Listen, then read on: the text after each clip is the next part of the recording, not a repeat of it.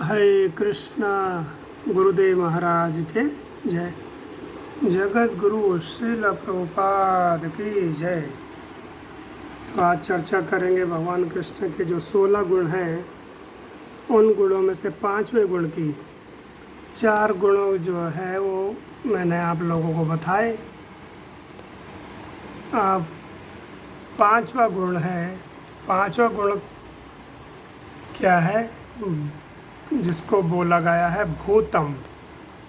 भूतम का अर्थ होता है संहार करना, संहार करना, एक तरह से समेटना भी।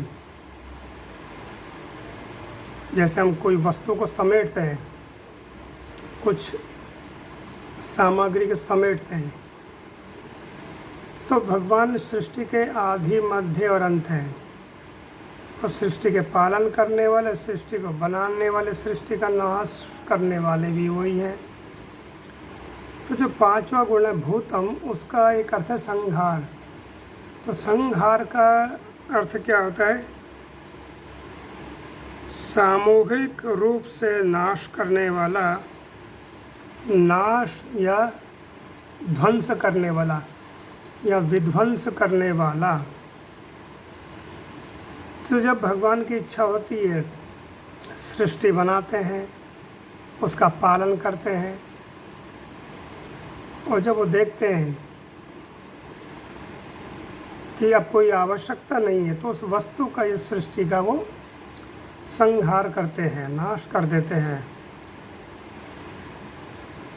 जैसे असुर लोग जब वे इस पृथ्वी को कष्ट पहुंचाते हैं, तो भगवान उनका संहार करने आते हैं, अलग अलग रूपों में, अलग अलग युग में, अलग अलग लीलाएं करने के लिए।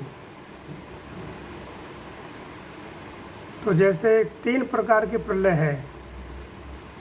एक प्रलय होती है जिसमें हम देखते हैं कि इस पृथ्वी पर बाढ़ आ गई, भूकंप आ गया, तो कुछ लोग मरते हैं। ये एक तरह की प्रलय होती है। जैसा कहते हैं सुनामी आ गई, अलग अलग नाम देते हैं लोग। एक फिर उससे बड़ी प्रलय होती है, जिसमें क्या होता है कि ये पृथ्वी नष्ट होती है।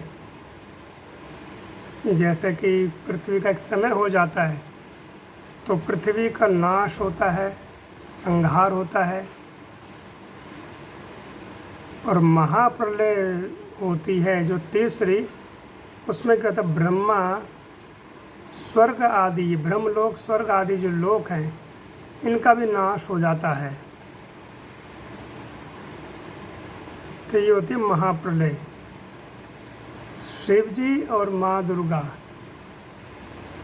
ये 2 ऐसे तत्व हैं जिनका नाश नहीं होता।